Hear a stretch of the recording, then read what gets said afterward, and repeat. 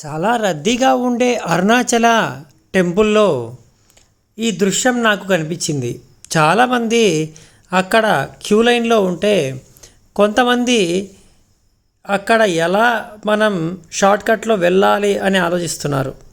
ఇక్కడ మీకు కనిపిస్తున్న ఆ ముగ్గురు ఏదో విధంగా ఆ క్యూ లైన్లో చేరిపోదామని ప్లాన్లు వేశారు.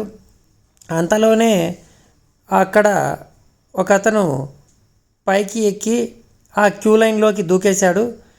ఇంకా ముగ్గురు కూడా అటు ఇటు చూస్తున్నారు, ఎవరైనా మనల్ని చూస్తారేమో అని. ఇక చేసేదేమీ లేక ఒక వ్యక్తిని అలా పెట్టి ఇంకో వ్యక్తి అలా ఎక్కేస్తున్నాడు.